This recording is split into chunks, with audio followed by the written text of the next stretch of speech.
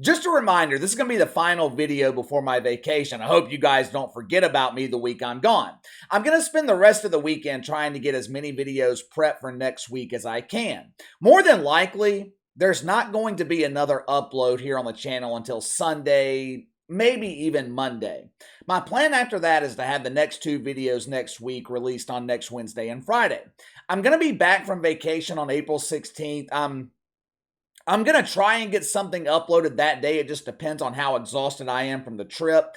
If you don't see me on the 16th, though, I will definitely be back Monday, April 17th. But let's go ahead and get into this. Final video before vacation. I thought college was supposed to be a safe space. I thought colleges and universities put up those nice little signs. This area is a designated safe space. Your hateful rhetoric, also known as the truth, cannot be heard in the safe space. Colleges used to be a place where it was safe to freely exchange thoughts and ideas. That's how we learn. That's how we grow. You take a particular issue, you feel one way about it, I feel another way about it. We discuss it, we debate it. Sometimes there is a winner and loser to the debate, but oftentimes you find areas of common ground and you meet in the middle. We all know that the woke fungus has infected America. But you can make a strong case that no area has been impacted more by the fungus than colleges and universities. There is a reason I have been calling it woke you for years. That is not hyperbole. There is a reason I always say, unless you're wanting to be a doctor or a lawyer, an engineer, something like that, you're studying some other specialized field. If you're not doing that, there is absolutely no reason to send your kids to college. Forget about the wasted money. Forget about the wasted time. Sending your child to college in 2023 is a massive risk. You spent the last 18 years teaching your child good values, strong ethics. Maybe you raised them in church, taught them the value of hard work. You risk losing that entire foundation that it took 18 years to build. In a matter of 4 years, that foundation can be destroyed. You send innocent Paula Pure off to woke you. 4 years later, she returns as the purple-haired prepubescent boy Megan Rapinoe. And the worst part is, you're the one paying for it. You're paying for your child to be indoctrinated. Millions of Americans every year are paying hundreds of thousands of dollars to have their children indoctrinated. Once you're infected with the woke fungus, the prognosis is grim. Chances of returning back to a normal person are slim. Rarely happens. Last night, Turning Point USA held an event at San Francisco State University. Turning Point USA, it was started by Charlie Kirk. It's a conservative group. They organize speaking engagements and rallies across the country. Now, I don't always agree with Charlie Kirk, but we do share common ground when it comes to common sense thinking. The keynote speaker at this Turning Point event last night at San Francisco State was Riley Gaines. Now, just in case someone is not familiar with Riley Gaines, she is one of the many young women who were screwed over by the NCAA last year. The only difference between Riley Gaines and the rest of these young women, Riley Gaines has the courage to speak out. She was a collegiate swimmer. She worked her entire life to make it to the college level. She was good enough last year to make it to the NCAA championships, only to find out that she would not be competing against other young women. No. This time, she had a formidable opponent, a male birthing person by the name of Leah Thomas, who had a dual boat engine in her pants along with a massive propeller that allowed Leah Thomas to swim at speeds that weren't humanly possible for real women. Ever since she was screwed over by the NCAA, Riley Gaines has used her voice to speak against Tran Dan becoming the All-American woman. Riley Gaines has received plenty of support from other athletes and mainstream celebrities privately. The majority of these supporters, they are afraid to back her publicly because they're afraid of the backlash, the fake outrage. They're afraid of being targeted for acts of violence. Now, that fear is by design. This fear plays right into the hands of the shit fucks. What happened last night at San Francisco State, that is exactly why most people are afraid to speak out publicly. Riley Gaines, like I said, was the keynote speaker for this Turning Point event. The topic of conversation centered around bearded Betty pretending to be a woman and dominating women's sports. Fortunately, Riley Gaines was actually allowed to give her speech without interruption.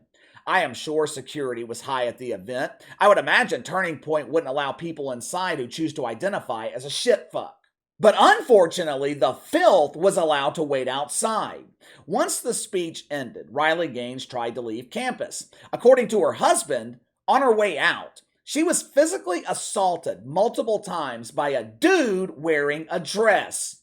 How dare you misgender him or her? If this man was wearing a dress, it is obvious he goes by she, her pronouns. No, actually, it's not obvious. It is entirely possible he chooses to go by shit fuck pronouns. It's entirely possible when his fake menstrual cycle hits, he prefers to insert his feminine products in the caboose. When my dad was in college in the early 70s, students were protesting against the Vietnam War. When I was in college in the mid-2000s, there might have been demonstrations against the war in Iraq. Now, whether you agreed or disagreed with the message of the protest, at least there was a legitimate reason for the protest. This generation has become so infected with the fungus, they are angrily protesting against something as basic as gender. They are protesting for the rights of Phil to become Phyllis. They are protesting against this mythical massacre of transgender lives. Where is the massacre?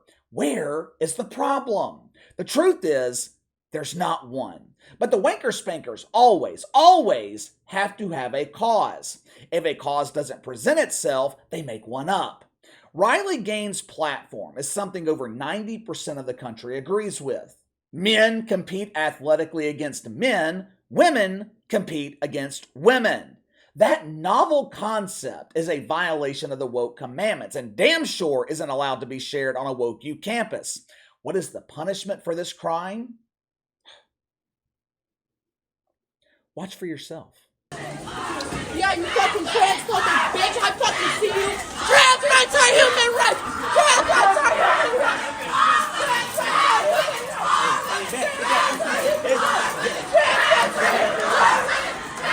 Push it down. Push it down. Trans rights are human rights. Trans rights are human rights. Trans rights are human rights. Trans rights are human rights. Trans rights are human rights. Yeah, you fucking transphobic bitch. I fucking see you. Trans rights Just me. I'm good. I'm trust me. You got me. I'm good. Trans rights are human rights.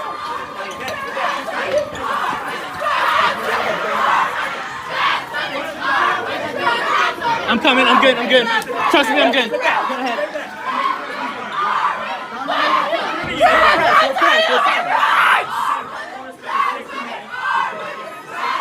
Trans rights are human rights. You crying? You fucking crying, bitch. Fuck you. Lisa, why are you so mad? I know it's hard to understand, but you will never be a man. Seriously, why are these kids so angry? Where's all of this bitterness? Where's all this hatred coming from? Happy people do not act like this. Happy people don't behave in this manner. We have no reason to. We lead successful, happy lives. Or as the deacons at Woke United Methodist call it, they live a life of privilege. Who benefited from the privilege in that video? I could not find any record of any arrest being made against the people attacking Riley Gaines last night. So, who had the privilege here? The innocent white girl under attack, or the garden tools belonging to multiple marginalized groups who are allowed to do and say whatever the hell they want? Again, where is all the anger coming from? Why are they so angry over words and ideas? The words of Riley Gaines, they're not hateful. She simply speaks the truth. Why are transgender activists so triggered by the truth? Do you think maybe, just maybe, their anger comes from a place of misery? People who identify as the letter T, they are 4 times more likely to suffer from depression. According to the Human Rights Foundation, 40% of transgender youth admitted to feeling depressed on a daily basis. Kids who are at peace with their God-given gender, only 12% suffer daily from depression. 60% of transgender youth admitted to feeling hopeless. They are far more likely to abuse drugs and alcohol. Many of them feel lonely. I don't know about you guys, but that sounds like misery to me. This is the reason deacons at Woke United Methodist are pushing so hard for the transgender lifestyle. What is the one thing miserable people are looking for? Hope. We all need hope at some point in our lives, but where you get that hope can be the difference between success and failure. Some people get their hope from church, faith in God. Other people turn to family and friends. Some may be inspired by people they look up to. Then you have the hopeless who look to Woke United Methodist to be their savior. The end result, always the same: misery. When you're confused about something as simple as gender, the end result is always misery. Don't take this next part as me criticizing Turning Point USA or Riley Gaines. That is not my intention with what I'm about to say. I don't understand why normal people like Riley Gaines, why common sense thinkers, continue accepting these speaking engagements at Woke U campuses across America. What is the purpose here? These events always end the same. You're either not allowed to speak because you're being loudly accused of mythical racism. In the rare case that you are allowed to speak, you're attacked when you try to leave.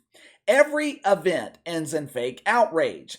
How many of those minds were changed last night by Riley Gaines? I mean, I understand not wanting to speak in an echo chamber. I understand not always wanting to speak in front of crowds who already agree with you. It's noble that Riley Gaines wants to reach some of these confused college kids, but this has ended horribly so many times. I have become so disgusted with this group of shitfucks. To be honest with you, I've just given up on them. Just let them be. If they want to live a life of misery, let them. If they want to remove the frank and eat the beans, bon appetit.